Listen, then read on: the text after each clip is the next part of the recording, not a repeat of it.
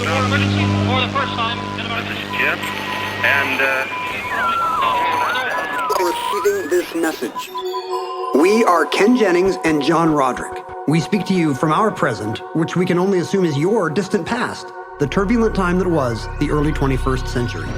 Fearing the great cataclysm that will surely befall our civilization, we began this monumental reference of strange and obscure human knowledge. These recordings represent our attempt to compile and preserve wonders and esoterica that would otherwise be lost. So whether you're listening from an advanced civilization or have just reinvented the technology to decrypt our transmissions, this is our legacy to you. This is our time capsule. This is the Omnibus.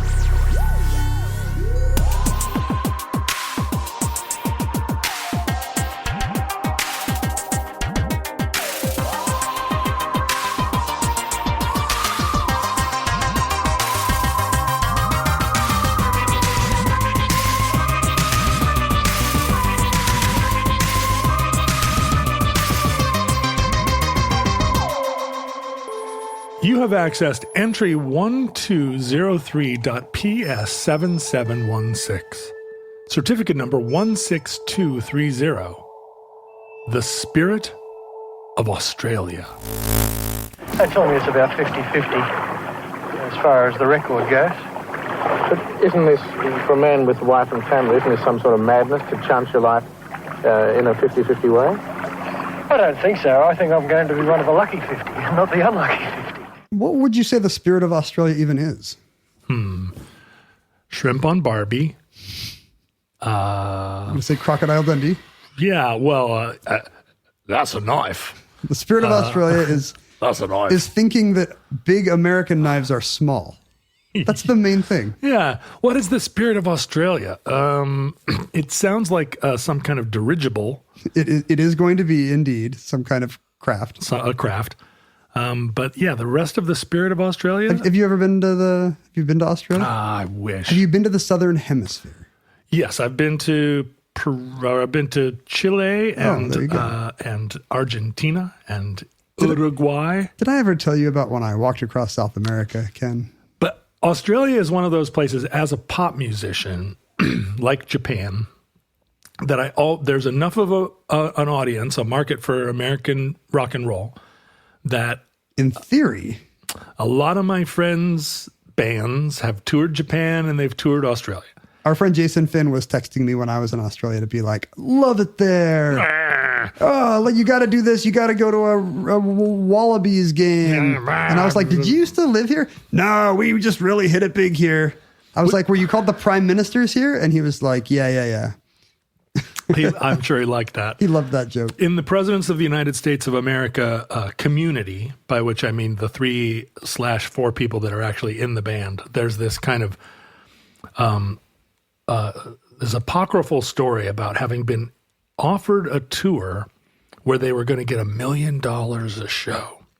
What? And one of the people, yeah, I know. One of the guys in the band is convinced that they were going to get $1 million a show, but they had to turn it down for some reason that no one is quite clear on. One of the people is like, there was never $1 million a show offer. That's a complete fabrication. One of the guys has a different version of the story.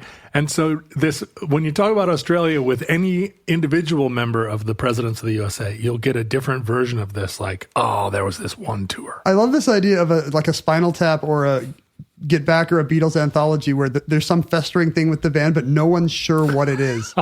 No, didn't you leave the studio first? No, I wasn't even in town that day. I'm pretty sure of everyone in the world that knows the story of the aborted President's Tour of Australia, I may have more information than anybody just from having heard it from. You could finally write the long form journalism That's of what this. Everybody wants. Maybe this should be the last. Maybe the last omnibus we do together should be finally getting to the bottom of whether or not the presidents of the United States of America could indeed have got $1 million a show.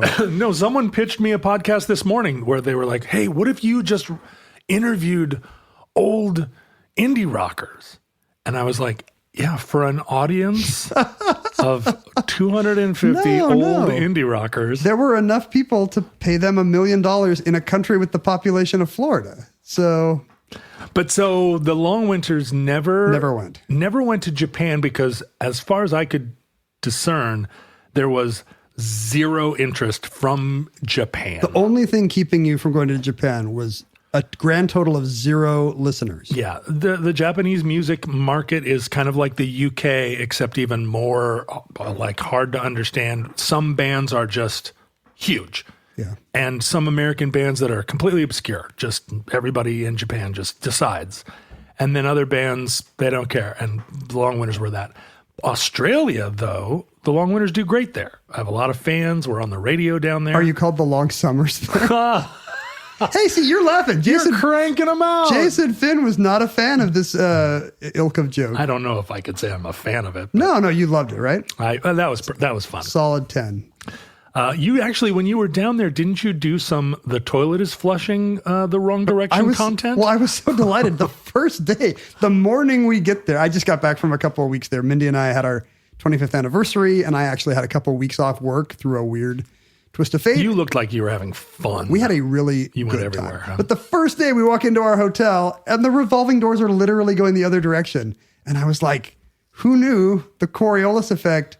It's actually correlated with which side of the road people drive on. No, it is not. It is, because think about it. If you're driving on the left, you also are walking in sidewalks on the left, which means going through a door, you would pass through on the left and people coming out would be on your right. I see. And that means the door has to go clockwise. Which came Whereas first? Which here, is the chicken and which is the egg? the revolving door was invented first. Okay. In the dream time. Okay. But this like sidism, Didn't we do a whole show on this? I think we must have. We did. It's been 8 years. It was about Sweden switching sides. That's right. It had something to do with horse carriages and whether the driver of the horse would be on the curb side or on the side of the approaching horse. I can't remember.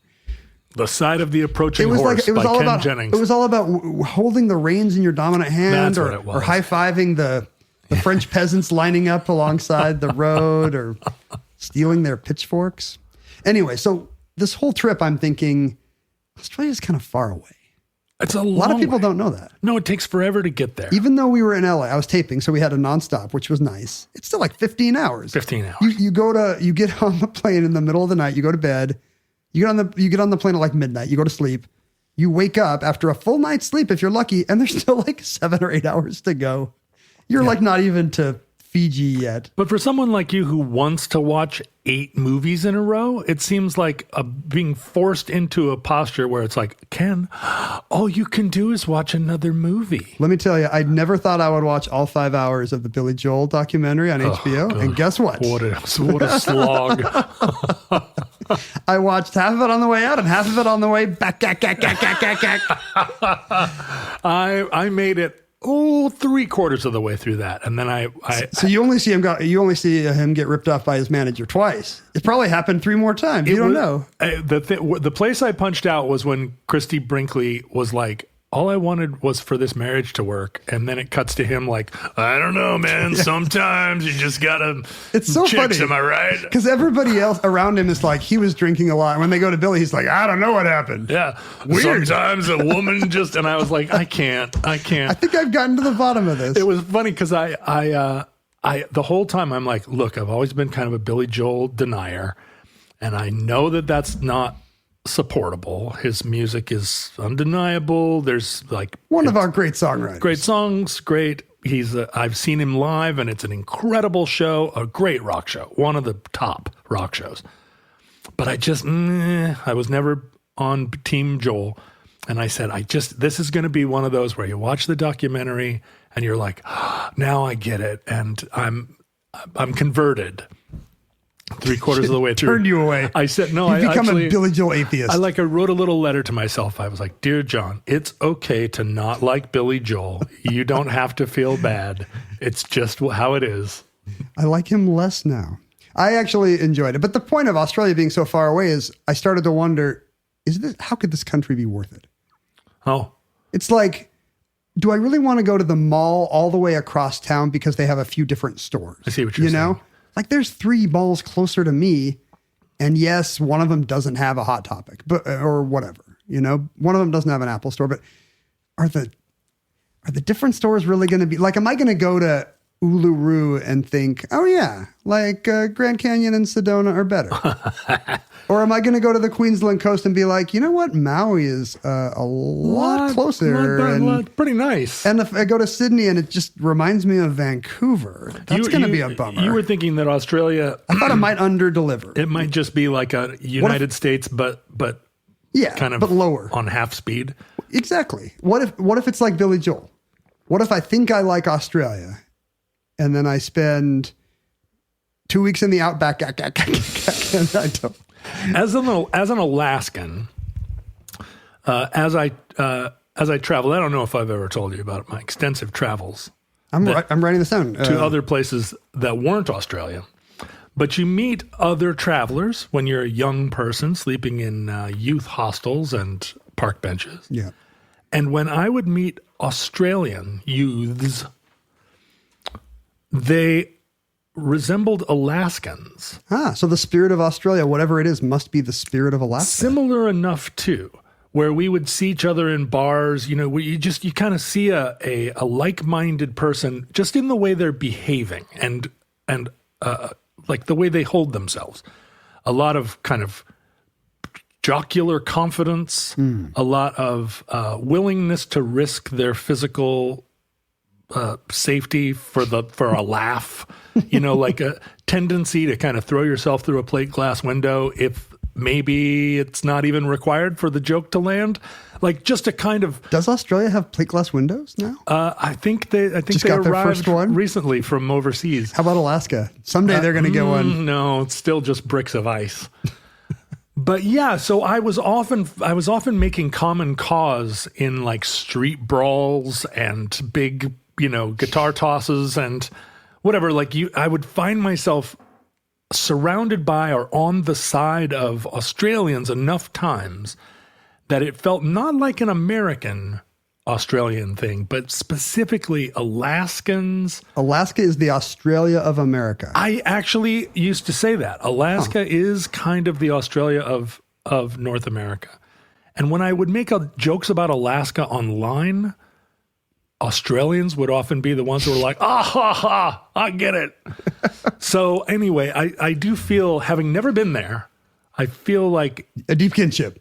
I would get it, right? That I would land and I would understand the spirit of Australia. I think we should like lay in some didgeridoo music every time you talk about the spirit of Australia. Not Goyana. That's not Australian. Anyway, I don't want to leave Australians in suspense because what happened is I got there and I found out it was just a wonderland. Like a wonderland on every level. We were just so delighted. Like Sydney is the most impossibly gorgeous and livable city. I was like, okay, it's going to be Toronto, but I'm flying 16 hours to get here. What is the point of this? No, it looks like the city in a Pixar movie or something. It's set in this like made up thing with all these amazing natural harbors. And they've kept all this parkland like in and adjacent to the city. There's ferries crisscrossing all the time and all the gorgeous architecture. The food was really good. Like everything about it seemed great. People seemed like they had a really good like work-life balance. Locals are chatty. Just a great bustling, but like kind of perfect city. And then we loved everything else we saw too. We were, I had a friend who had moved there. Like in his possibly revisionist retelling, he started investigating Australia the day Trump came down the escalator at Trump Tower. That's a little convenient. Presumably, he means the time Trump announced his presidential run, not just some random time Trump was coming into the lobby. He just closed what he was looking at on his laptop and opened, how do I move to Australia? He Googled Australian consulate. But, you know, as it turned out, I can't make too much fun of his revisionism because now he's an Australian permanent resident and we're stuck here. Australian permanent resident? Well, I guess that was 8 years. That was more than 8 years ago. Yeah, it's almost a decade. And it took him a while. But he's been living there. He lived there throughout COVID and has lived in many different Australian states. And he just, like, he had so much evangelical zeal about Australia that, first of all, it didn't seem like he was describing a real place. Right. It seemed like he was... But also it seemed like maybe he was protesting too much. Sure. You know, like, boy, I sure don't regret this move across the world where I don't know anyone. Now I have to eat Vegemite and pretend that I like it. It really was just like, you know, talking up Vegemite and just every aspect of, I just want to talk about the Australian National Health System at you for a couple hours. And hey, Ken, have you ever had a really big bug crawl in your nose while you're sleeping and then another bug crawls in to kill it? This is a funny thing about Australia because you and I remember a time when people would go there just for the wildlife. Yeah. You know, kids would just be fascinated by, look at this, there's wallabies and there's platypi and I got to go. And today, everybody under 30 is like, well, I can't go to Australia. Have you seen the spiders? They're the size of dinner plates. Like the snakes have enough venom that if they look at you, you die. And from then across the room. Your spouse dies also somehow. Well, not to confirm the kind of quirky Wes Anderson-ness of Australia, but I have a friend who is a nurse of veterinary medicine in Australia.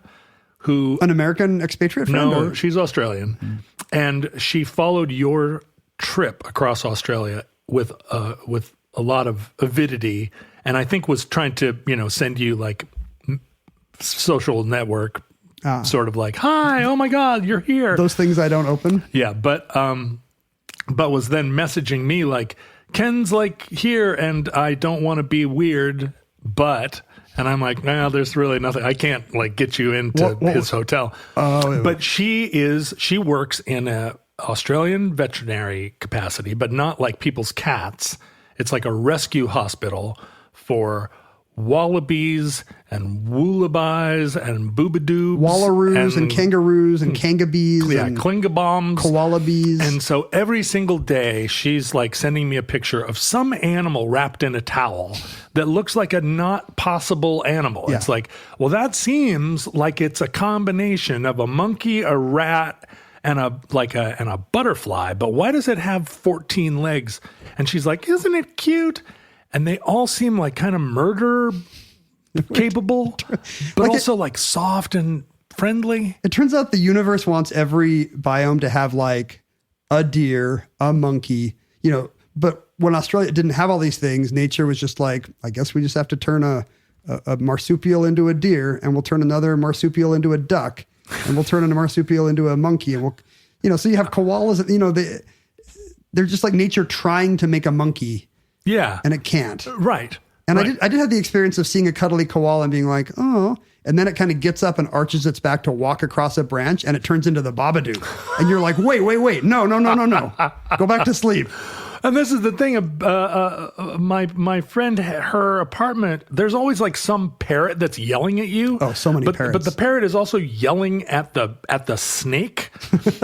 You know, like the house just feels like a Dr. Dolittle kind of situation, but every animal is, both vaguely predatory and also like so cute you can't resist it. Even the bugs, you kind of want to, like, look at this spider. It's the size of a cat. We were looking for spiders the whole time because our kids would never come to Australia because they're like, no, the internet told me spiders, snakes and spiders, we're going to die. You never saw a spider. We were frantically looking for, every time we saw a spider web, we were like, this is it. We finally saw a huntsman on a tree and it was like kind of a small one. You know where you can see spiders? The Great Northwest. Right outside the door there, where there are 1 billion spiders waiting. Mindy came home from Australia. It's October in Seattle. 3 giant house spiders. I mean, that's their name, the giant house spider. They are, you know, the size of your hand, and they're just like chilling on our shower curtain.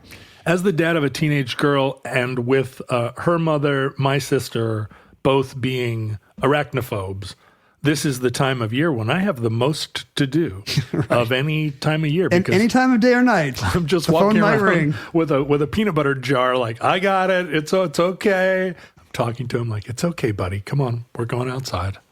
The reason why I mentioned my expat friend is because he sent a extremely detailed travelogue of what I should do in Sydney. And then when he found out we were going to go up to the Blue Mountains for one day, he said, great, I spent COVID up there. Here's another 6-page summary of things to do. This guy's driving me crazy. No, it was great. Oh. I mean, you don't have to read it if you don't want to, but like, I was like, oh, this might be good intel. And it really was. He was like, now it's really hard to get off the highway there to the left. So you want to do this on the way back. Oh, okay. But the light's better at this waterfall in the late afternoon. So I would do this at the end of the day. I was like, this guy's like ChatGPT. Like, news you can use. I know. It was pretty good.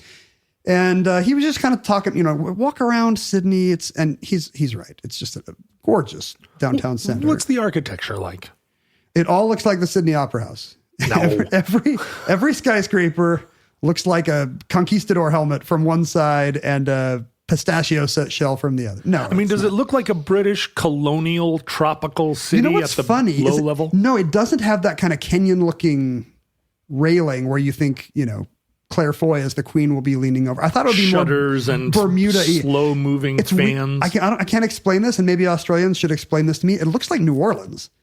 Oh, Wrought iron balconies. I was surprised. But like, there's a lot of old-timey. A lot of Sydney dates back. I mean, there's still stuff left from when they first like put the convicts on the Rock. There's this old neighborhood of. Is there? The Rocks on the water in Sydney. And so we like toured some of these old Their Plymouth tenements. Rock is like, get off the boat and get working. It is their Plymouth. Like, imagine because their Plymouth Rock is also their New York City. It's their biggest city.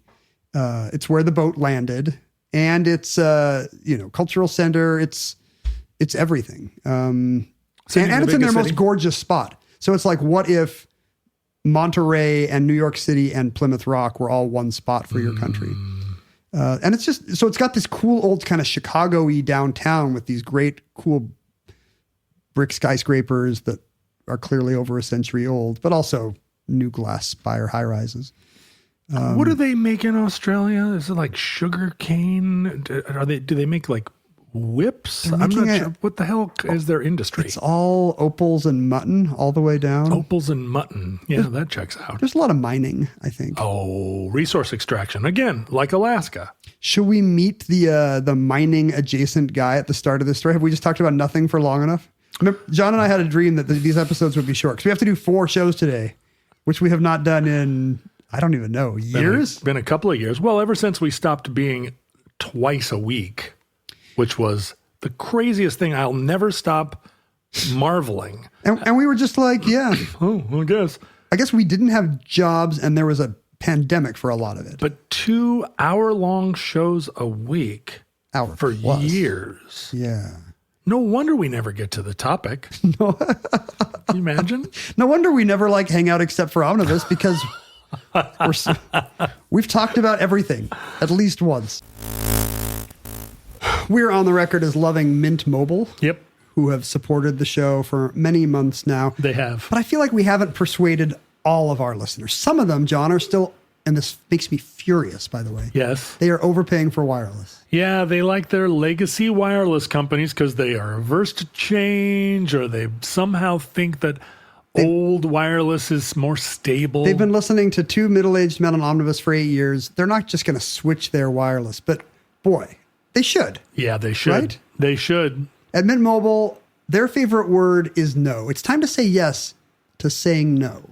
What are we saying no to? No contracts. No contracts? No monthly bills. Can your carrier compete with that? No hidden fees. No hidden fees? No BS.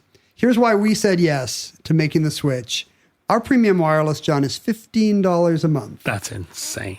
You can ditch your overpriced wireless monthly bill.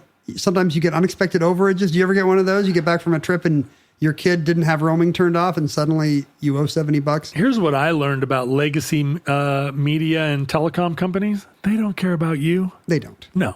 They love hidden fees. It's their favorite thing. It's their number one. They're like, hey, let's hide some fees. They're like a squirrel with an acorn. I just want to hide some fees. Where are we going to put these fees? On Mint Mobile, plans start at $15 a month. All their plans have high-speed data and unlimited talk and text. They have the nation's largest 5G network, and you can keep your own phone and your phone number. If that's why you're change averse, don't worry. Same phone number. You're still going to have amazing service. Your contacts will still be there. You will just be paying as little as $15 a month. It's a game changer. They sent me a little virtual SIM so I could try it out, and I was like, this is amazing. Like I didn't notice any change at all from my previous carrier. The fact that it's a digital SIM is amazing. Their quality is amazing. Are you ready to say, this is the weird theme of this, are you ready to say yes to saying no? I'm ready. To me, that seems needlessly convoluted, but I did not write this, John. Okay. Let's say yes to say no. I think Ryan Reynolds wrote this. Here's how you make the switch if we've talked you into this. Go to mintmobile.com/yes mintmobile.com/omnibus. Can you say that, John? mintmobile.com/omnibus. Super easy. Upfront payment of $45 required, equivalent to $15 a month. Limited time new customer offer for first 3 months only. Speeds may slow above 35 gig on unlimited plan. Taxes and fees extra. See Mint Mobile for details. That's mintmobile.com/omnibus. It's autumn, John. That means cold and flu season is here. I know it well. Wouldn't it be? During COVID, I never got sick because everybody was staying away and wearing masks. And I get sick less than my kids are no longer in grade school. Right. But They stopped licking doorknobs. I still hate just random illness sneaking up on me. Do you know what's crazy? The other day I was in my forest. I was planting some trees. And I don't have a trophy here for you, but please go on. Thank you. And my sister and daughter sat on a log. And the log broke and fell down the slope. This story has everything. And I sprang into action because I was afraid my sister and daughter were going to get crushed by a log. And I jumped over and stopped the rolling log and immediately was covered with mold spores that had been living in the log and was choking and coughing. This is a Star Trek episode. Yeah. My daughter and sister escaped with no spores, but I was like, clack, clack, clack, clack. And then the spores created in me a vulnerability to sickness and allergy. And then for several days before the spores get to my mind and turn me into an automaton zombie. Last of Us zombie. I, at least right now, am struggling with a lot of vulnerability to sickness. I hate getting sick in the winter. Let's suggest a way we can winter-proof our listeners' bodies. That's a service we provide at Omnibus.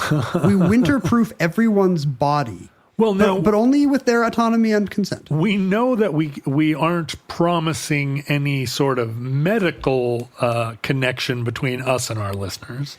But what are we able to do? We are not licensed to be your doctors, but a lot of wellness preparation starts inside your body. Like before you get that fever, before you get that cough. I want you to investigate, as John and I have, Function Health. It's the only health platform that gives us data people never get. It's information about you, over 100 biomarkers inside Function. You learn about your hormones, toxins, different markers of heart health, inflammation, stress. They even have MRI and chest CT scans for an additional fee, and this is all tracked in one online platform over time. So it's just a way to keep on top of everything about your health in a way that, maybe even your checkup wouldn't do. I hate filling out forms. I'm well known for this.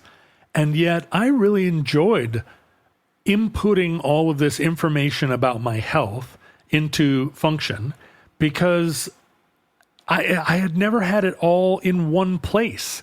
All of this health information and data just kind of swirling around. I've never been able to compare and contrast it.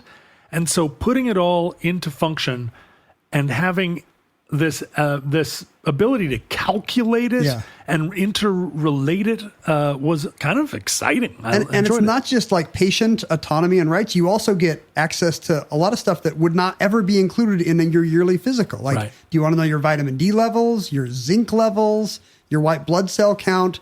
Like that's something that your GP may not do. And if you're wondering why do I keep getting sick, like this is the kind of stuff Function Health can help with. Like recover faster, figure out why you're tired this time of year. Like this could be the key to like a lot better health for you this fall and winter. An ability to prepare, ability to anticipate, and prevent. Don't just think, oh, this is the time of year when it's going to suck and I'm going to sneeze for 3 months. Like you can prevent a lot of this now. So learn more and join using our link.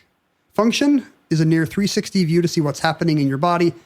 And our first 1,000 listeners get $100 credit toward their membership. Wow. That's very generous of us. Yeah. Well, and Function. We're good people. And also, Function has really like impressed me with their interface. Visit www.functionhealth.com/omnibus, and then you'll use gift code omnibus100 at sign up, and that's how you'll get that $100 credit toward your membership. Start owning your health. I said this to somebody the other day. I was like, I have these friends from my career that I know them so intimately, and we've been through so much together. But I bet you if you took all of the minutes we've spent actually with one another, it's like less than 100 hours. Because, you're at a thing, you go afterwards, you like get all into it. But what is it? It's like 3 hours in these experiences, right? Where you and I have clocked 100 million hours together. But didn't you kind of prefer just hanging out with those guys for a couple hours and then leaving? That's the thing. Instead of like just aversion therapy, let's talk till we're hoarse, hanging out with me. Got to feed the content beast. It is incredible how some of your best friends, really, if you calculate the amount of time, because, this is the thing, because you and I have not had desk jobs.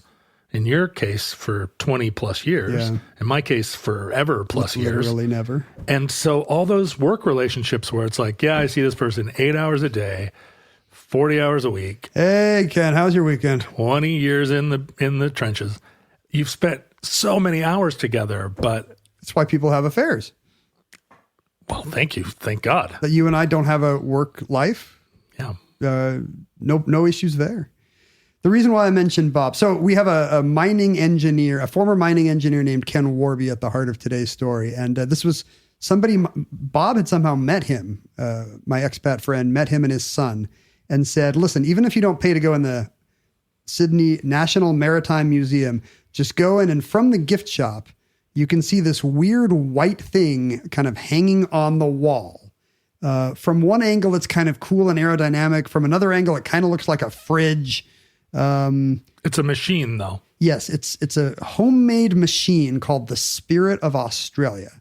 And Bob says that is, even though it's been like over 40 years, this is the only boat ever to go over 300 miles per hour. And without knowing anything else, I thought, well, that's an omnibus.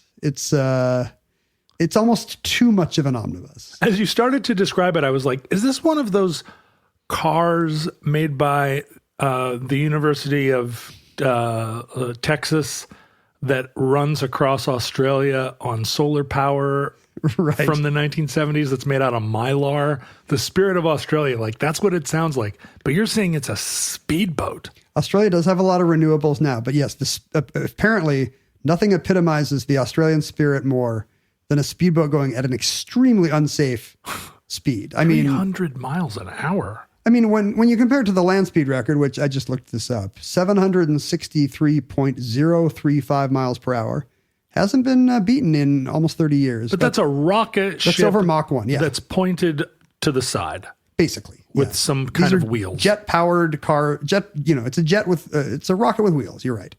And the reason why the water record is less than half that, but it's because I guess water is bumpy. Yeah. You could not go, if land was as bumpy as water and the shape kept changing, you could not go 763 miles per hour on land. I went out to the salt flats, not the ones in Utah where I probably got that land speed record. Yeah, I've done that. You've been out to those? You let the kids drive around at 150, but you get salt in your chassis forever. I don't recommend it. I went down to the Alvord Desert in Oregon. Which is another big salt flat where they get land speed records and stuff. It's where, it's the place where Jesse Combs from Mythbusters died in a jet car crash, the Alvord Desert. Boy, jet cars not as safe as they sound. No, they don't sound very good. And they're, it's pretty ragged. But so I went out to the salt flats to see like, how is it possible? And we were on motorcycles, so we were going real fast too. Not 300 miles an hour, but even the variation just in like a completely flat, salty desert, like it's not nothing. All it takes is a little thing this big if you're going 300 miles an hour. But I don't think there's a glassy surface in the world that doesn't have some like wave action. And at a speed like that, I just can't imagine how you couldn't wreck, right? You've been down to the the hydrofoil races a million times. You know how ragged that's looks. essentially the same technology. They are little jets that somehow have to stay on water. And I guess it's tricky. There's I don't understand. Maybe you can explain the aerodynamic effects better than me, or whatever the avionics of it is. But these things have to have airfoils, but they're airfoils, but not to take off, just to kind of try to keep them down, like to counteract some ground effect that'll suddenly just make it want to be a spaceship and go in the air, and maybe even go in the air upside down. Yeah, you see them happen. It happens all the time. They hit a weird bounce, and all of a sudden they become a wing. And the hydros aren't going that fast, right? The hydros are 200 miles an hour, pretty much. Yeah, that's crazy fast. But I mean, the record was low. Like around the time of World War I, people were already trying to set world water speed records, and it was like 57 miles per hour. It was basically an Anglo-American tug of war. We've done a show on what did you do your show on? The fastest bike land speed record, because it turns out women are better at high speed bike racing than men. Yeah. They get in that weird. They build a little tunnel that they pull behind a truck, and then they can ride the bike in the wind tunnel. Right. And this is like also on the salt flats. I'm also doing like a John show, I guess, because I saw this weird hydroplane thing hanging on a wall, and I was like, well, I'll do a John show. Why not? I'm going to do one on theoretical math. So there you go. Mining engineer and boat racing enthusiast Ken Warby moved to Sydney in the early 70s to sell power tools. From America or the UK? From a different part of Australia. I see. He's a native son. But he loves boat racing, and at the time, the world water speed record has kind of been a tug-of-war between British and American, mostly race car drivers who are also like, why not a boat? So all the big names in early 20th century automotive records are also trying to get the water record as well. In the 1920s, gas has just replaced steam, basically, in terms of boating power. And so now these phenomenal speeds like 57 miles per hour are possible. But it escalates quite a bit. In the 20s, there's an American line of speedboats called the Miss Americas, and the UK correspondingly has the Miss England, and they're just slapping eventually Rolls-Royce aircraft engines on boats to see what you can do there. And because water is bumpy, it turns out to be, even for these race car drivers, incredibly dangerous. Nobody should be doing this. Since 1940, there is basically an 85% fatality rate of people attempting this record. And not just, there's probably 100% fatality rate eventually, but 85% die in the attempt. Is there any other thing? Even like mountain climbing seems to have a better success rate. 85% of people going up Everest don't die. If you heard that 85% of people survived an activity, you would not do that activity. Right. 15% death rate is not what you want. No. And here it's a virtual certainty, it turns out. Because these boats are made out of varnished wood, and they have, a Merlin Spitfire engine strapped in with presumably leather straps. But it doesn't seem, that's the spirit of daredeviling.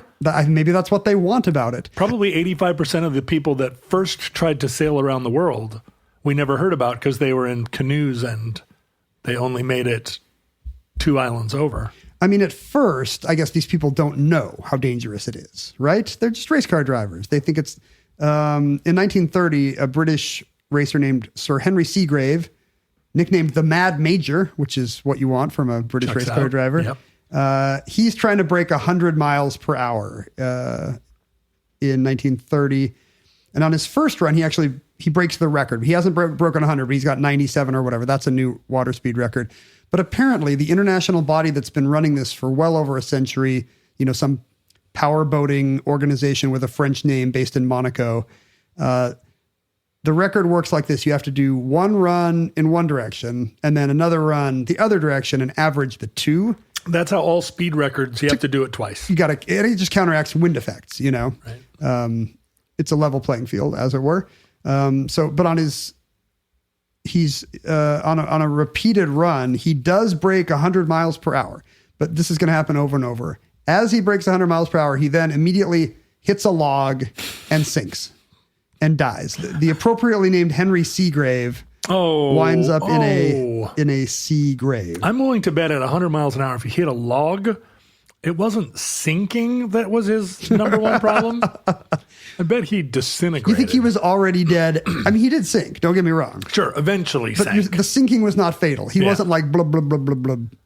I won't go down. I'll go down with the ship. A lot of, there are a lot of logs, or it used to be a lot of logs floating out in Puget Sound, enough that there was a whole, there was like a log patrol that had their own boats, and they drove around the sound because it was so dangerous if you smashed a boat into one. Just out looking for logs because they're floating just underwater, and if you hit a log at any kind of speed. Have you ever thought would be like the perfect job? Just zipping around Puget Sound all day looking for logs. When I was a little boy, we lived in Kingston and had a house on a cliff overlooking the water, and the log patrol boats. Because they had they had that kind of tugboat sound, the dub, dub, dub, dub, dub, kind of those deep tugboat motors. I would sit on our little cliff and watch the log patrol boats. And according to my mom, it was one of the first things I said that wasn't like mama, dada, baba. I said Catugga trout, which she interpreted as log patrol boat. Catugga trout? I pointed and I said Catugga trout, and she went and wrote it down in her little book of whimsy. I think maybe you were just clearing your throat or something. Catugga trout.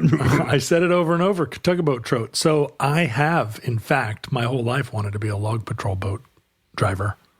Well, it's not too late. I think it's too late. No. There's probably, it's like one of those movies where some 50-year-old becomes a place kicker for the NFL or something.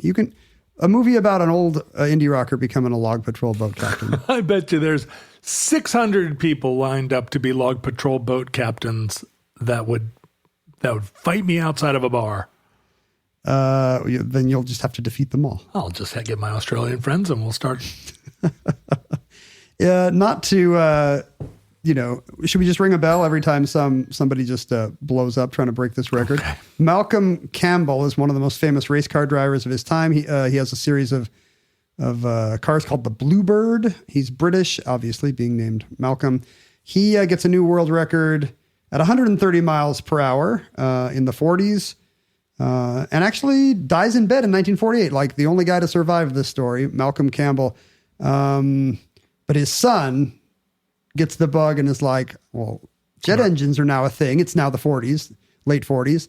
I need to start strapping a jet engine to one of Dad's boats and see what happens. In the meantime, a guy named John Cobb puts a jet on like a triple hull boat and actually gets to 200 miles per hour and disintegrates. 1952. I mean, he doesn't. He's not like he's going so fast. He's like, like the boat just disintegrates, hits a wave and is in pieces immediately. He flies through the air in a cartoonish fashion, but does die. Yeah, like Wile E. Coyote will just do that, and you'll be like, "Ha! He hit the side of a mesa. He's like an accordion now." But when a real British man becomes an accordion, John, it is nothing to laugh at. He did sound like that tragically when they put him in his casket. I hope he doesn't have heirs listening to this. Are these deaths funny because they're in the 40s? Yeah. Okay, good. I mean, really, all tragedy becomes comedy over time, right? Isn't that the comedy plus time? Or other way around, yeah. I guess comedy minus time by algebraic rules. Oh, right. Tragedy plus time. Nobody ever says tragedy is comedy minus time. But it's equally true. Equally true. You can prove it. If you were taking the PSAT, that would satisfy them. Malcolm Campbell's son, Donald, now that the record is in the 200s, in 1967, he tries for 300 miles per hour. Is this right? I wonder if I'm in kilometers now. Donald Campbell. Well, if he's English, it's still miles. Maybe it might be knots. Well, that's pretty close, isn't it? Isn't it not essentially, what is it? It's a nautical mile per hour, so it's more or less. Yeah, more or less, but it's not right. Not more or less enough to say that they're equivalent. I mean, when I gave the land speed record, I gave it to 3 decimal points for some reason. Okay. I'm not going to be doing that again for these water speed records. And apparently, in the thing I read, it said Donald Campbell, his son, he actually hit 327 miles per hour. But at that time, he also took off. The boat just kind of leaps out of the water. Became an airplane and flew up into the stars. And killed him. Oh, yeah. So Donald Campbell is now dead. And there's after these high-profile deaths, there's a bit of an interregnum, like for interregnum, I guess we say here. Mm-hmm. For 10 years, the record... Sensible people. The record kind of lies fallow. Yeah, nobody wants to disintegrate. Last 15 guys have died really violently. I mean, we need to hire a new driver for our team, but they have to really be into disintegrating. You know, this is what's wrong with the world today. Not enough people are willing to die to achieve a meaningless record. These snowflake Zoomers. But back to Ken Warby, our Sydney Power Tool salesman. He's tired of seeing the US and the UK jockey for these records. Yeah. He thinks that Australia should be able to compete. They're as foolhardy as any nation on earth. There are, in fact, maybe more so. Maybe more so. I mean, I guess the thing we say about America is it was founded by religious weirdos, and it shows. Australia is just all people that stole a piglet. Yeah, that's right. 100% descendants of people who stole one piglet. People just could not hack it in the staid and strictured world of the United Kingdom.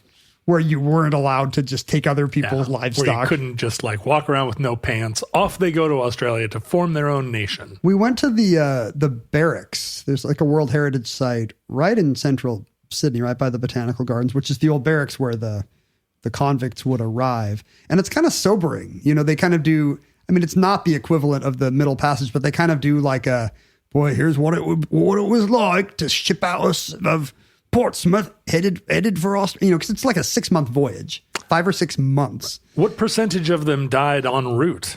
The thing that struck me about the presentation was just how flimsy the crimes were. I'm sure they were cherry picking, but it was here's George Bricks. He stole a handkerchief.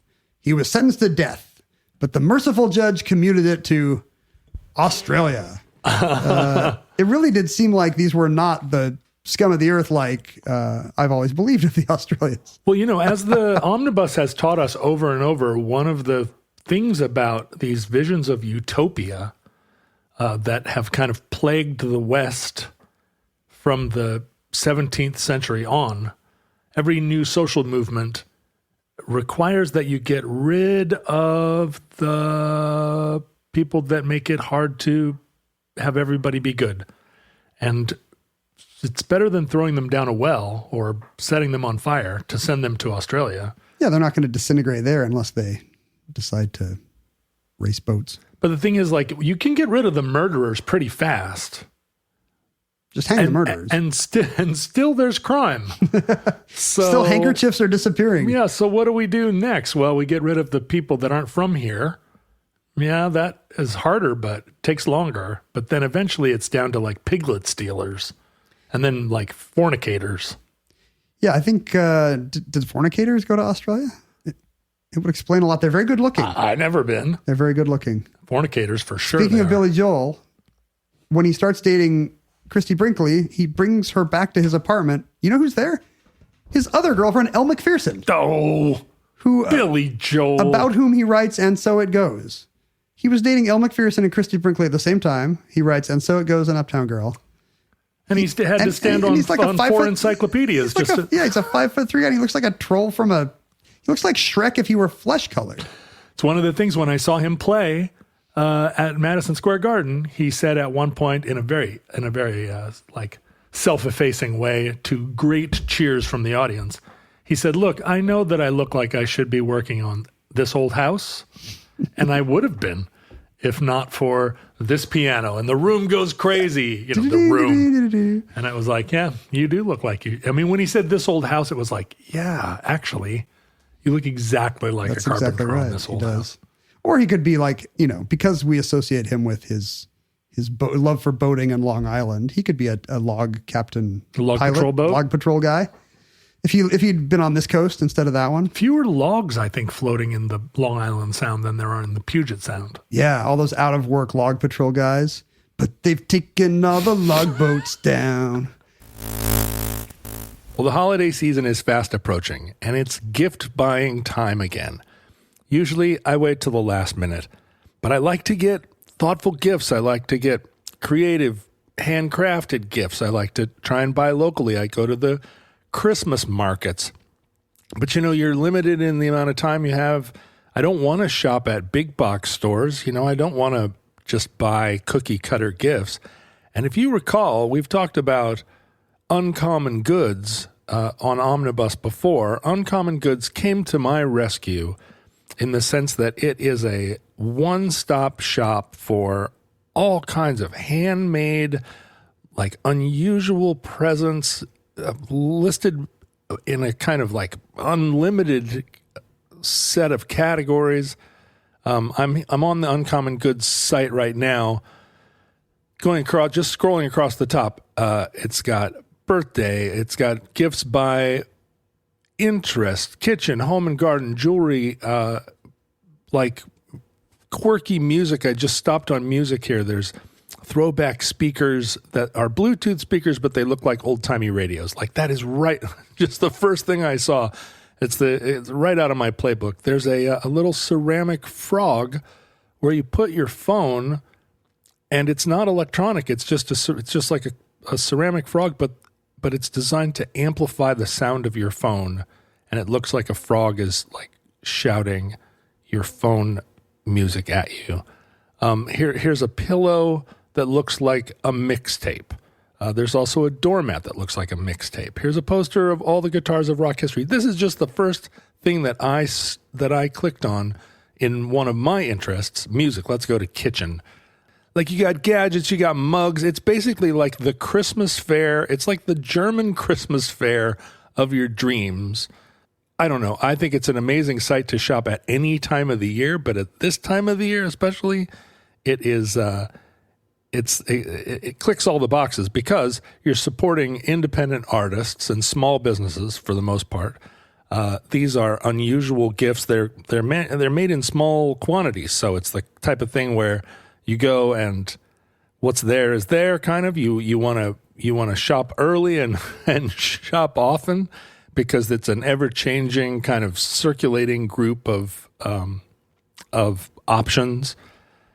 There's like stuff for, it's not just gewgaws, like there's stuff for history buffs, there's sports fan stuff, there's dad stuff, whatever that is, harumph, but there's stuff for teens and drinkers. I mean, all the different kinds of people, sports fans, teens and drinkers, and the other types as well. And astonishingly, I mean, I think this is, again, on the Christmas fair motif, every purchase you make at Uncommon Goods, they give $1 back to a nonprofit partner that you choose. So it does feel like a gift that keeps on giving. So I want to introduce you to Uncommon Goods if you haven't been there already by offering you 15% off your next gift. You go to uncommongoods.com/omnibus. That's uncommongoods.com/omnibus for 15% off your next gift. Don't miss out on this limited time offer. Great holiday gift shopping options, and for all times of the year, go to uncommongoods.com/omnibus. We're all out of the ordinary. What I'm saying is all Australians are beautiful like Elle Macpherson. They are. They're tall. They're ruddy. They're at the beach all the time. I guess like if you go to the beaches in Queensland, you also see a lot of just big lobster red guys with their shirts off. Like really, really shouldn't have gotten that sunburned. People from Scotland who weren't meant to live in the tropics. They did not have the genes for, I mean, when their ancestor stole that pig, he really should have thought, can my ancestors deal with the ozone of the Southern Hemisphere? I mean, that's why there's a Northern Ireland too. All the pig stealers from Scotland got sent over. Got to send them somewhere. Anyway, Ken Warby thinks Australia could take this record. So he buys at auction, at a surplus Royal Australian Air Force auction, 2 jet engines for what I believe are $265. I don't know if that's then or now, Australian or US, but for like $11. Small 3-figure amount. Yeah, exactly. For a very small, like less than the presidents of the United States of America would take. he buys 2 surplus jet engines. See, this is another problem with the world today. You can't just go buy 2 surplus jet engines like Maybe in you used to Australia. be able to. Maybe it's still a land of opportunity. When I think about my dad living through those that whole era, and I'm like, why didn't you just buy 2 surplus jet engines? Why isn't our garage just full? God, you could have bought a B-17. And because of the world record is nobody's ever gone 300 miles an hour except possibly for Donald Campbell through the air as he was saying goodbye. Ken Warby begins what he calls Project 300. I'm going to build a boat, and he builds it in his backyard and his shed when it's raining. We've gone from wood to fiberglass by this point, but he's still just building his own custom fiberglass shell and strapping to surplus jet engines onto the back. You've seen this boat on the wall. How big is it? It didn't sound big enough to hold 2 jet engines. You want it, you want to be small, right? I assume for record purposes, but you have to put a guy in. You can't just launch a thing. You can't just launch a thing with nobody in it. It's not a drone. And apparently these bureaucrats in Monaco say you have to survive the attempt. Oh. Like you can't just go 320 miles an hour, die, and then have your crew celebrate. You got to make it back to the dock. No, it's the size of it's a car. It's the size of a Subaru Outback, maybe. You couldn't put 2 jet engines in a Subaru Outback, though. I mean, the jet engines. Watch me. The jet engines have to be a major feature of the craft. Is it just 2 jet engines with fiberglass around them? I think that's basically what it is. I mean, what else does it need? I mean, well, as we'll find out, a stabilizer. Spoilers. Well, one of the things about a spoiler. There we go. Where's your bell? Bell on yourself. I got 2 bells. Why? How did you get 2 bells? Well, I have my original bell from the board game Pit, and then someone sent me a bell, and that's what they sound like together. It's kind of nice. It is kind of nice. It feels like something that... It's a little bit, I don't know, is it Thailand? Is it Celtic? It does feel Who can both. say? But there's something in fluid dynamics, something that is often talked about in naval architecture, where the longer a craft is and the thinner it is, the faster it can go. So aircraft carriers end up being the fastest ships, not both, I think, because they have a nuclear reactor, but also because... That's part of it. Big part of it. They couldn't do what they do without it. Like they're so big that they end up being able to achieve these speeds that you wouldn't... It must just be some fluid dynamics thing, the kind of stability you can have on waves. It is. It's some... I've tried to understand it, but of course, there's only so much I can understand. And often I get bored after about 25 seconds when I start trying to understand something like that. Yeah, that's right. It's been explained to me, and I've read about it, and all the words just turn into little dancing friends. I've seen video of his boat. The boat's 27 feet long. I actually looked this up. Okay. 8.2 meters, they would say down there. 27 feet by 7 or 8 feet wide. All right. So is that... It's longer than a car. Yeah, but is it longer than this room? No, not at all. It would fit in this room. That's good to know. It's like long for a truck, but you've seen a truck that length. Yes, it is good to know. If you want to acquire it from the National Maritime Museum in Sydney, you could put it right here. If you think about a standard size RV, they're 40 feet long. Much shorter. So you could put it inside of an RV. I wonder if he ever did. That seems like the Australian way to do it. Because they just go out to like Blowering Reservoir south of Sydney. He has a sponsor, by the way. In his first trials, the Spirit of Australia, the back of his boat says... Is it Vegemite? It's Vegemite. Actually, his second sponsor will be an Australian company you've heard of. But this one is Fossey's, which apparently is... a dance supply company? If you're like, Bob, it's a jazz hands kind of it. No, Fossey's with a Y. It's not short for Foster's, which is my first guess, but any Australian our age or older would have nostalgic memories of this Aussie department store chain called Fossey's, which apparently was acquired by Target. So a bunch of old Fossey's are now Targets. But here's the funny part. A store called Target, a department store, with a red and white bullseye logo that has no relation to the Minnesota-based Target Corporation. Come on. Australia has its own Target with an identical name and logo, both originating in the 60s, and apparently just a gentleman's agreement that we won't sue each other.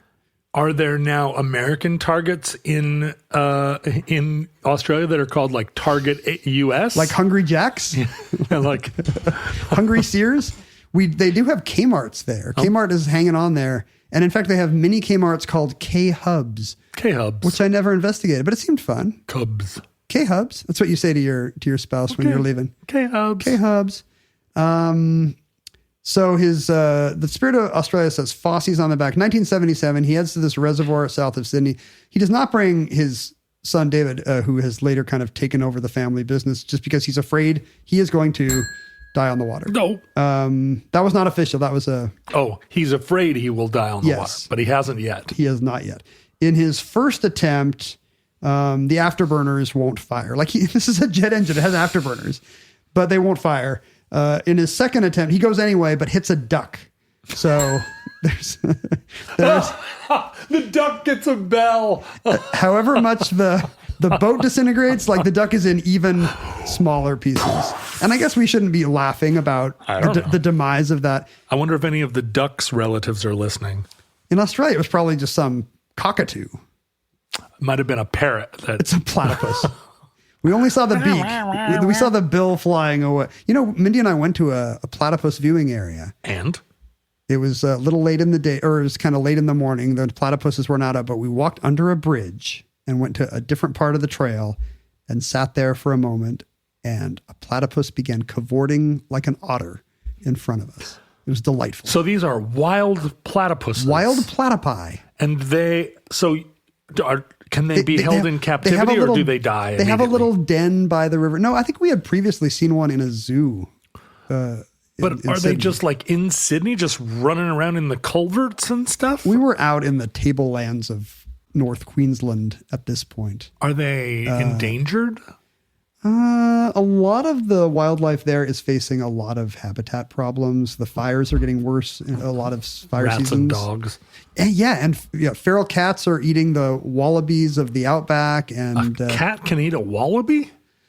Not a. Wait, was it How a big wallaby? is a wallaby? I think a cat was eating a small wallaby. The only time I've ever seen a wallaby is in these pictures that my friend sends of them wrapped in a towel with a parrot yelling at them. And I'm like, is that how big a wallaby is? I need to see it without the towel for scale. But in November, Warby goes back to the same dam, same reservoir. And on his first run, he actually cracks 300.2 miles per hour. And he's about to do his second run. And then because it's Australia, some guy in a jet ski just goes across and leaves this huge wake. And he decides to go anyway. The second run is therefore a little bit slower, but the average is 288. Australia holds, for the first time, a country, not the US or the UK, holds the world water speed record. So it's big celebration. It's big news in Australia. Nobody's broken this record in a decade. These are 288 Australian miles, though, right? That's right. What's the exchange rate at the moment? I don't know. So now he has better sponsorship. The Australian company on the back. Can you imagine if you're going very fast on water in Australia? What's the best Australian company to emblazon on the back of your... Foster's. Speedo. Oh, I didn't know that was an Australian company. It works on every level. Speedo, sure. I'm pretty sure. Isn't Speedo Australian? Or am I just assuming that? I mean, it checks out. Checks all the Australian boxes. Founded in Sydney in 1914. And he's got a new jet engine. So he's got better tech. This has become such an Australian national thing that, now the military is jumping in and saying, hey, we can tune your engines. Scientists and engineers are offering to take a look at his hull shape and everything. He's got a whole team now. It's a national effort. How much science did he use when he was designing his boat? Or was it just like he was out there with a trowel and some spackle and he was like, this looks right? He is a lifetime powerboat daredevil and lover of water speed records. I don't want to say water sports. Maybe he wasn't a lover of water sports. So I think he knows the state of the art. He's seen the other boats and hull shapes that have taken the various records. It's kind of fun to say he's a power tool salesman tinkering in his backyard, but it seems like he's got his finger on the pulse of this. But he doesn't have a degree in aerodynamics or aviation engineering. You wonder if this is like one of those teen movies from the 80s where there are a bunch of wonks who have a lot of money and a bunch of computer printouts, and then there's like the hero of our story who's just out there like eyeballing it and like, well, that looks right. The hydroplane wore tennis shoes. He comes from behind and blows them all out of the water with his homemade boat. I can't believe there's not a movie of this yet. Might be an Australian movie that you've never seen. That's right. The Man from Snowy Reservoir. Anyway, he's stuck in the 290s, and I guess they're out testing stuff. And one of the engineers he's brought along says, yeah, no. Oh my gosh, the vowels in Australia are so good. There's like 7 vowels in the word no. Every time you say one syllable, you can go through 5 or 6 vowels if you want. It's a delight. And the engineer's like, yeah, no, you need 4 inches off your rudder, mate. 4 inches off the rudder. Before. And nobody has, I guess they find out they have an acetylene torch, but nobody has the goggles. And he doesn't want to endanger anyone on his crew. Our heroic Ken Warby doesn't want anyone else to try this. So he just does it himself, like kind of covering his eyes and looking away, and just saws the end off his rudder. And, you know, I assume rudder length helps with stability. This is totally an 80s teen movie. He's increasing maybe the risk of hearing the bell here. But he goes for another run, and this time his splits are 305, 328. He has set the world record, which still stands today, 45 years later, 317.6 miles per hour. No one has been able to beat it. But it's not because nobody's tried. 2 people have tried, and they have both died in the attempt. An American named Lee Taylor wants to retake the record. I think he was maybe the record holder before Warby's first Spirit of Australia run. He's been trying on Walker Lake somewhere in Nevada, I want to say. And unofficially, he's been getting times in the 330s. But he's got backers who think nobody's going to go to Walker Lake to see this. We got to do this at Tahoe. But Tahoe's not a flat. Exactly. He has chosen Walker Lake for its waveless, currentless, windless conditions. And now he's like, well, what could go wrong? He's got a $2 million jet boat. The water is not great that day, but, you know, he's come this far. He gets the boat up to 304 miles per hour, and it breaks into 3 pieces. His helmet floats to the surface, but the cockpit sinks. And for weeks, it's unclear whether Taylor's body will even be recovered. Finally, I think about a month later, the cockpit is found, and what's left of Lee Taylor is laid to rest. Another driver named Craig Arfons is going over 350 miles per hour in one account. That's fast. When his boat flips. I watched a video clip of his team being asked afterwards, what went wrong? It's kind of like asking the pitcher who gave up the home run, except this time the home run was a person flying through the air. And the guy probably at 100 miles an hour. Yeah, it could be 350 miles an hour. The crew guy says, we didn't expect this to happen. He's kind of shaking his head. We didn't, if you did expect to kill the driver, presumably you would have waited for a different day. But he went on the record saying, we didn't expect this to happen. Yeah, what can you say? What went wrong? Well, a boat crashed and the guy died. It turns out it's super a bad idea to go 350 miles per hour over water. When did that happen? When was that last attempt where the... 1989, summer of 89. I remember it well. Berlin Wall came down. Craig Arfons flew into the air. That's true. That was in the fall, huh? So when I look at the Spirit of Australia hanging on the wall of the National Maritime Museum, and by the way, I did not pay. You just went to the gift shop? Just went to the gift shop and took a gander. Wasn't there other interesting stuff like buoys and lighthouse boats? The problem was we had never actually walked over. Downtown Sydney is just magical. You walk through through this park lined with these old churches they built in the 19th century. You get to the botanical gardens. There's a beautiful art museum and a state library there. You get down to Circular Quay where all the ferries and the trains and the streetcars and the trams kind of congregate. And there's a museum of contemporary art there, and the opera house is there. And you can see across the harbor to this gorgeous view on the other side. You can see the bridge. And we had been down there a few times before we realized there was a different point, a different harbor if you head west from our hotel, called Banangaroo, because it's Australia and everything's called Banangaroo. And a different harbor. A whole different haven awaited us. And that's where I turned on all the fancy high-rise. I was like, where are all the oligarch condos? Where are all the rich people going to go? And it turns out they've built all their weird bougie high-rises over on... They got their own harbor. The west side, whatever. I can't remember what it's called. Darling, maybe? Is that right? Darling Harbor? Anyway, and walking along there, we saw the Maritime Museum. But that was like our last night there. And it has like a stabilizer. It's got like a big spoiler thing on the back, and maybe that's not what you want for speed, but trying to go 350, Arfons and Taylor were willing to try a flimsier shape craft and paid the price.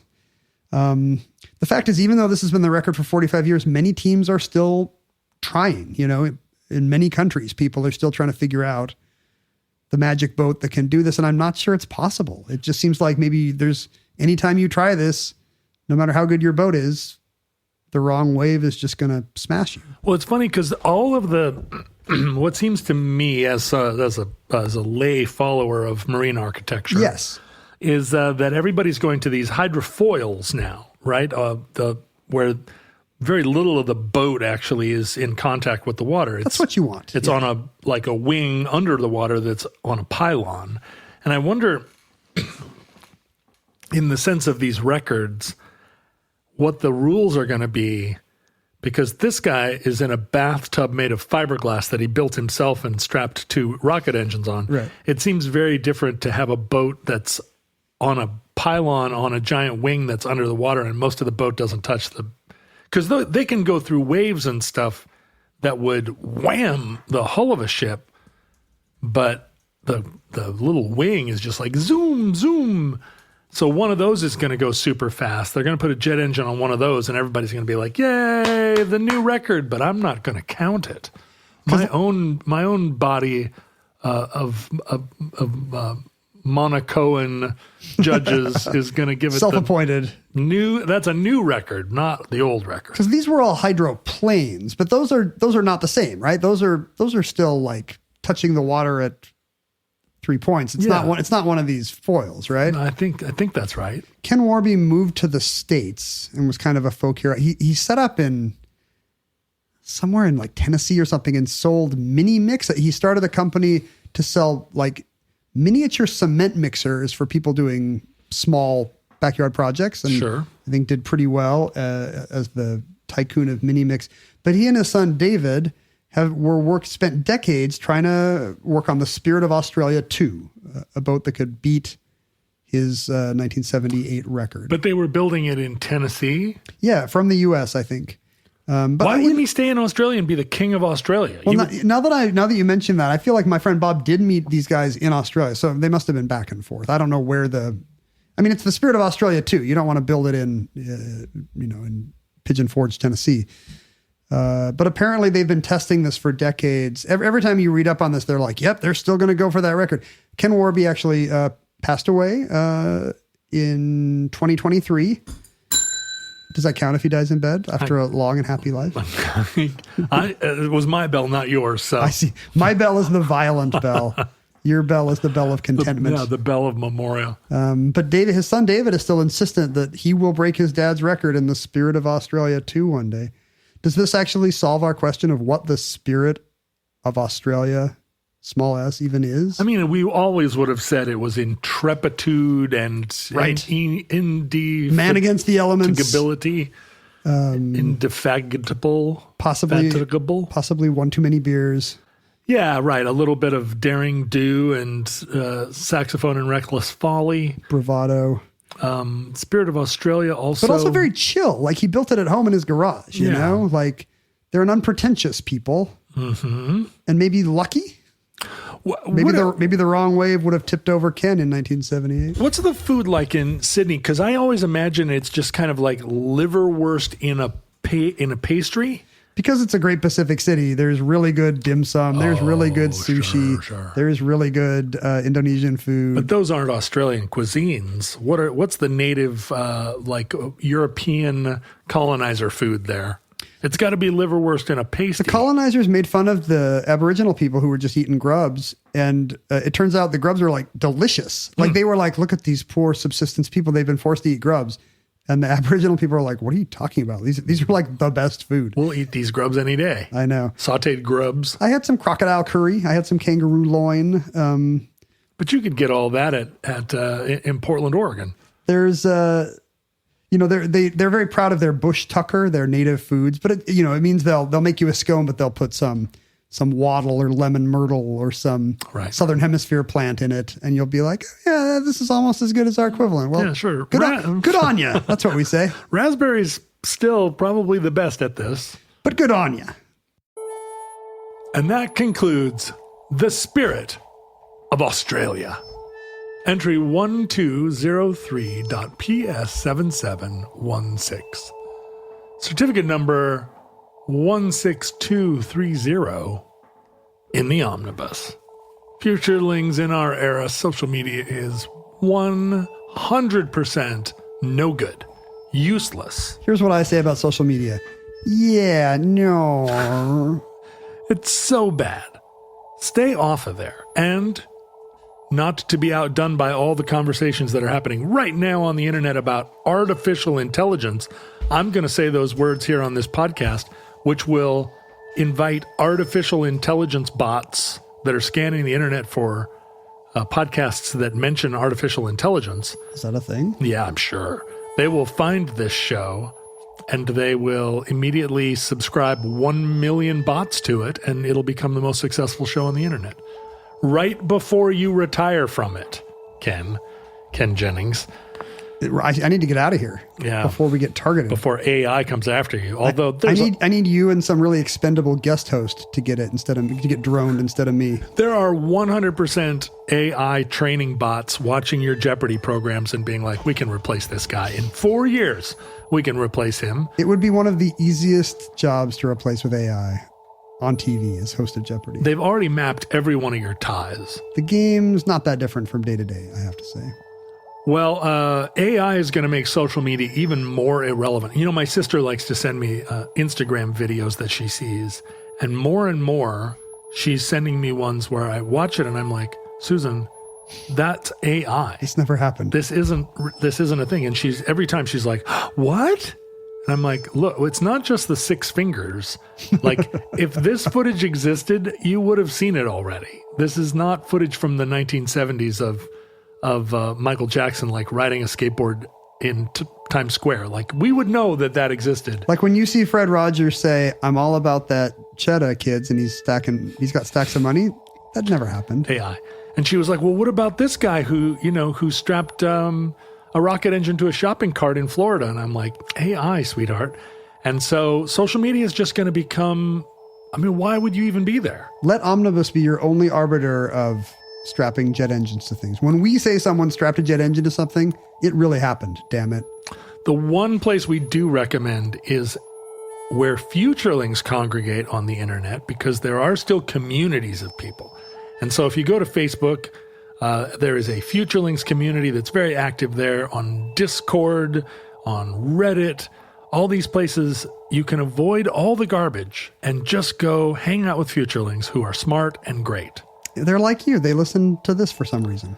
The problem, of course, is that since Ken has decided he's now going into an emeritus status, all those futurelings are wildly debating whether or not I will continue to put on a good show.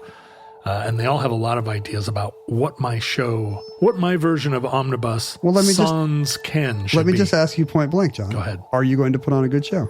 Absolutely. Well, there we go. Yep. Controversy resolved. That's right. The number one idea I have right now is to have someone make a Muppet that looks like you and to just do the show over there using AI voice modification to make it sound like you. I was thinking you could have your guest host be the puppeteer, but for some reason you never see them.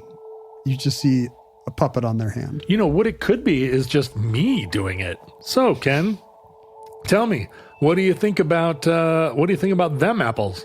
Oh, well, I think it's pretty interesting, I guess. That's what you've always wanted. It's just some version of me that just always agrees and is like, Could you tell me again about the Danube River? Hey, Ken, the Danube, it's a great river. Ha, ha, ha, John, you are the funniest. That's a good joke. I wish I could make good jokes like that. But what I want to encourage all of you to do is, first of all, have faith that the new omnibus will at least be mildly interesting, if not comparable. So I've recorded a couple of episodes with new guest hosts, Ken, and a couple of the things I've noticed are the new guest hosts do not 100% understand how to be fully prepared in the way that you are. You need omnibus boot camp. And one of the things I want to say is, listen, Ken doesn't know any more about this topic than you do. Less, probably less. He just pretends to know. And that's a big part of the show. Pretend to know. When I ask you a question, pretend to know. Don't BS. Don't say anything you don't know. Just be good at pretending to know. Or even just answer a different question. That's the number one way to pretend you know. Like if John says, how big is the Spirit of Australia? Just say, well, it was really fast. Exactly. So I've recorded with some people who are, they're great, they're smart, they're funny, they're interesting. But when I say, so what does a koala bear, how does a koala bear ride a skateboard?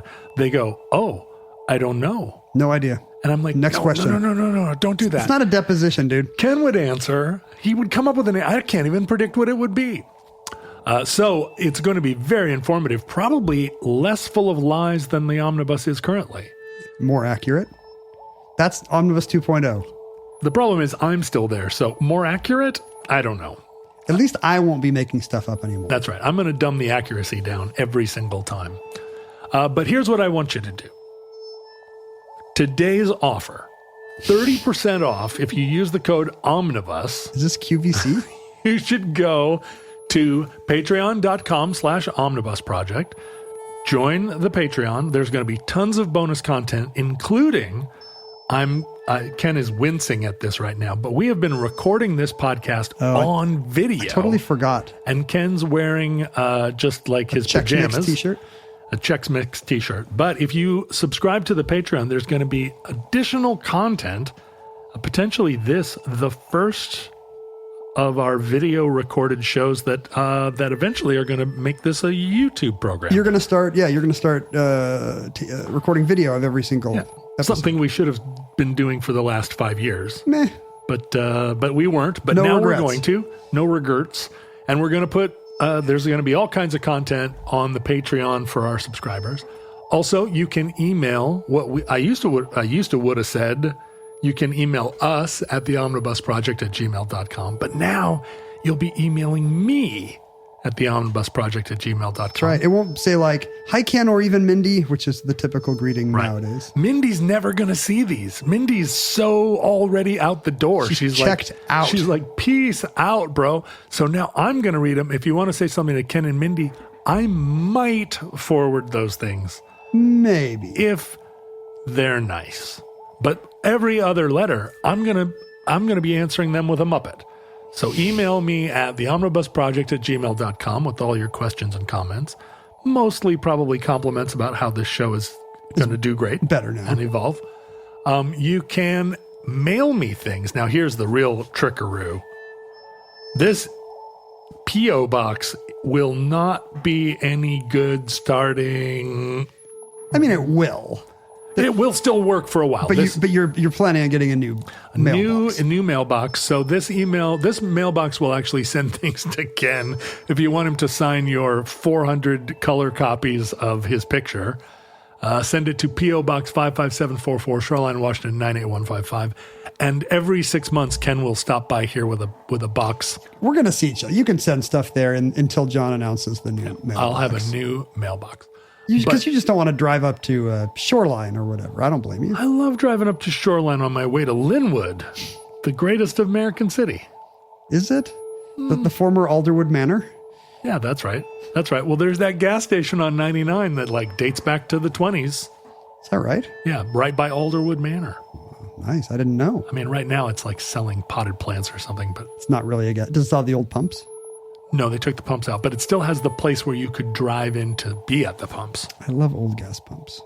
I have mail today from the mailbox. I just went there yesterday, in fact. Oh, let's hear it. Let's hear it. I got some postcards. Sean went to Marfa. Here, hold it up for your camera so people that's can... true. This is a whole new benefit of video. Look at that. Should we do this for the live show? Should we open mail on stage? I think I'm gonna bring cameras.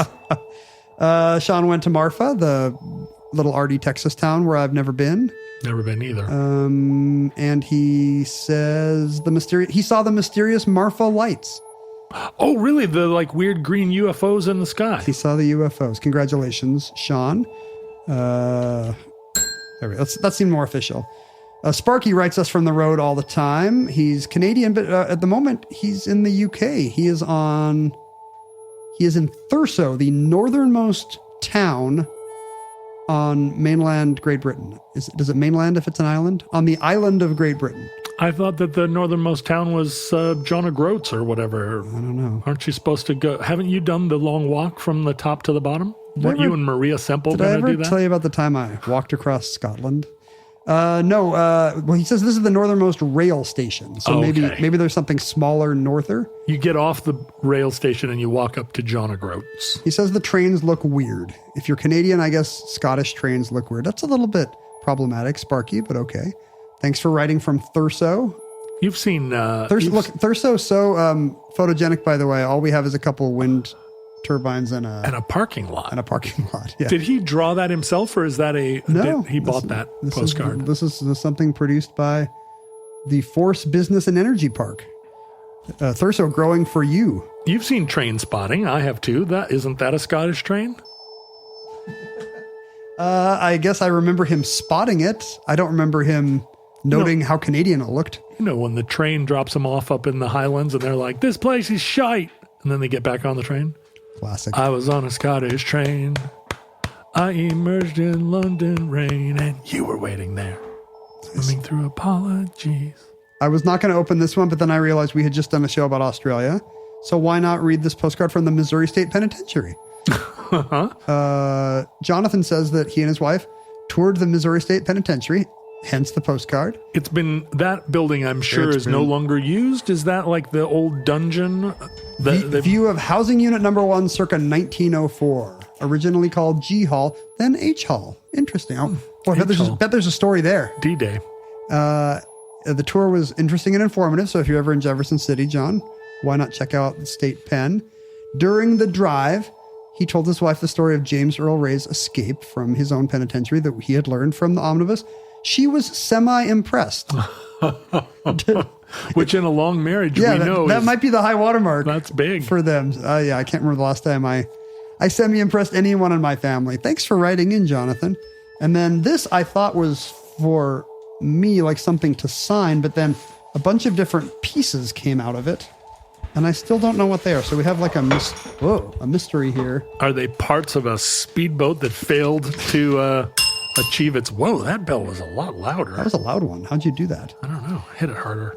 Nathan has been meaning to write us since it's from the Genuine Leather episode. I'm sure, John, you can relate to putting things off. Wow, just right at the top, taking a shot. Zing! He makes small goods out of leather and wood. Cool. And he wanted to send us some things for all the years of entertainment he's given us. A stay-at-home dad to 3 boys under 11. So, of course, he's got a lot going on in his life. Fun. But he loves having us on as the background noise. I always take that as a compliment. He lives in Gainesville, Georgia, which he claims is the chicken capital of the world. Have you ever heard? I guess I've never heard anyone else claim to be the chicken capital of the world.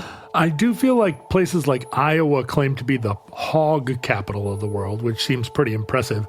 Being the chicken capital. But also, it's not just Georgia. It's one particular town. Oh, Purdue. I bet you that's where Purdue is. Must be Purdue there. That makes sense. A lot of chickens. We mentioned nearby Chambly and the Noid. He liked the Cyclorama mention because that's in Atlanta. He made 2 of each thing for us. There's 2 small dry goods scoops. We love that when people remember that there are 2 of us. For the moment. From now on, you can keep 2 of everything. Yay.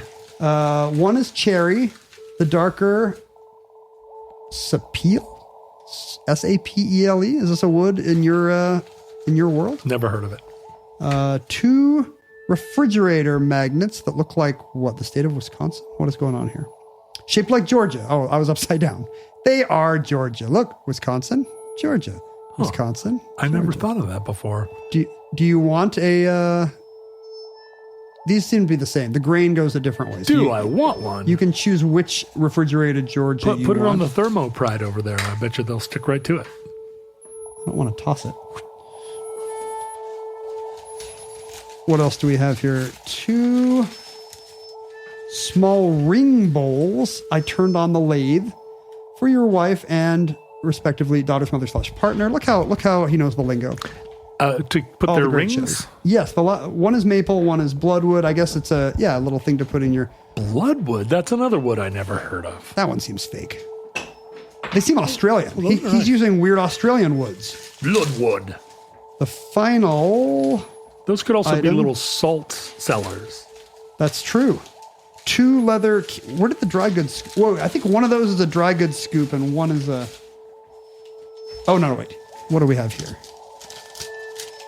Oh, no, this is the keychain. Ah, this is the dry goods scoop. Oh, cute.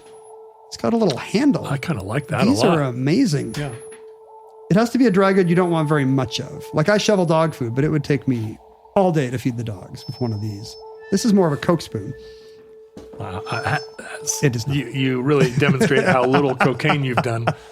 Or how much.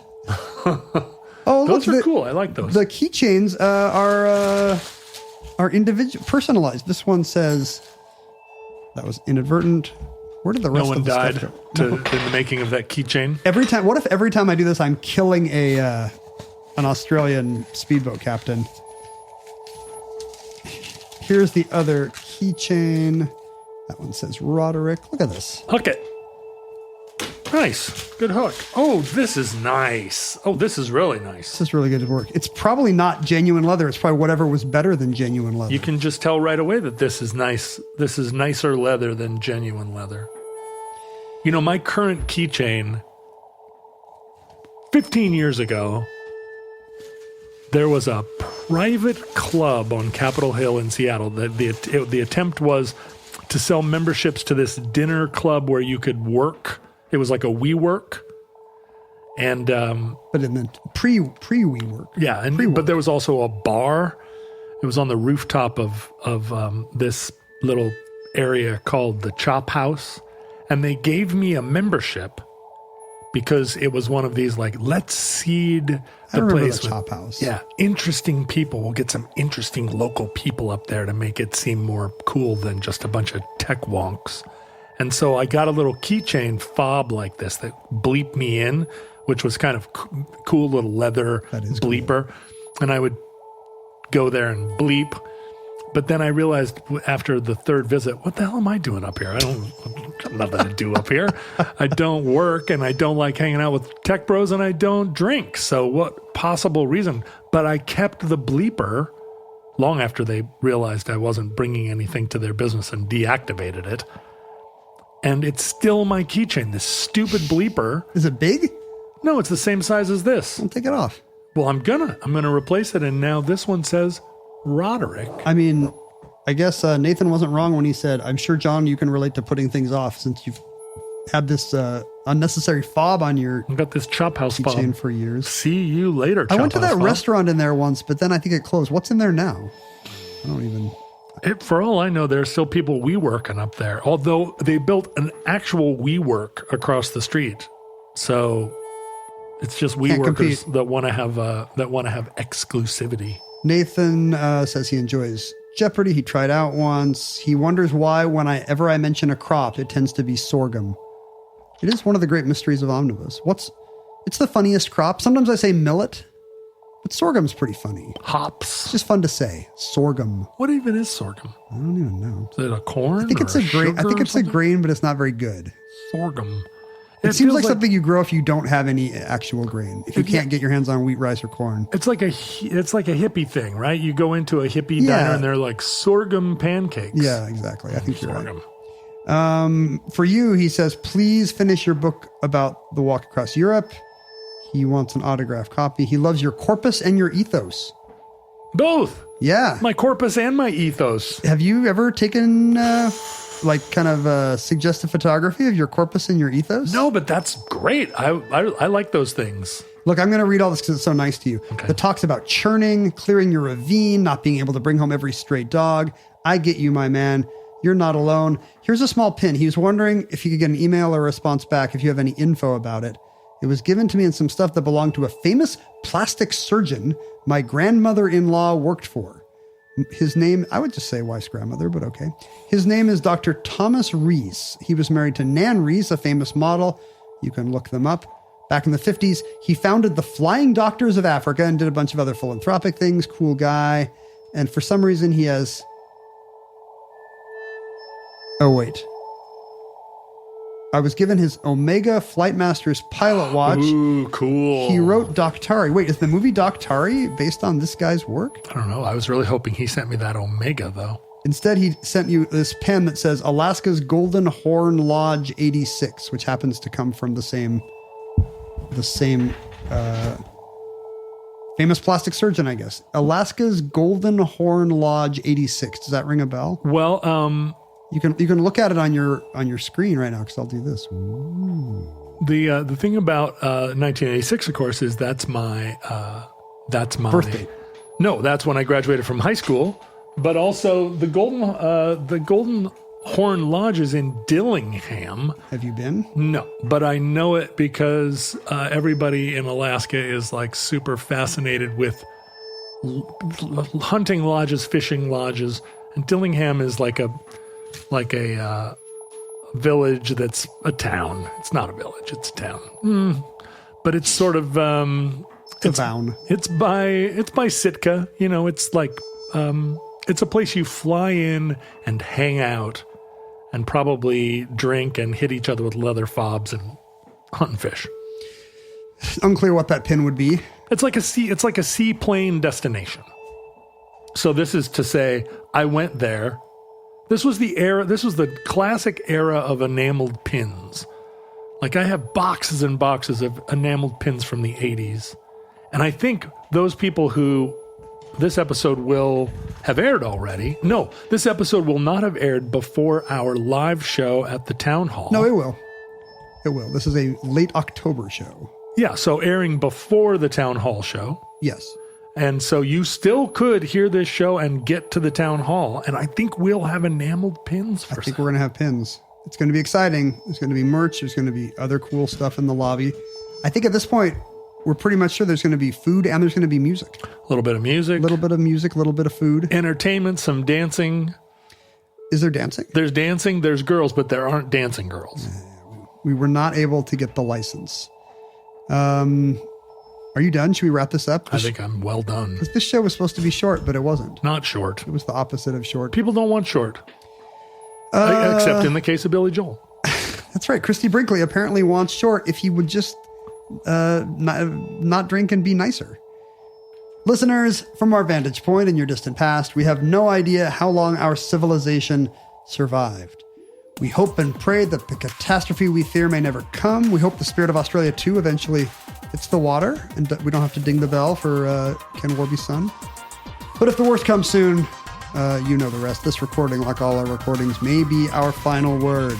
But if Providence allows, we hope to be back with you soon for another entry in the Omnibus.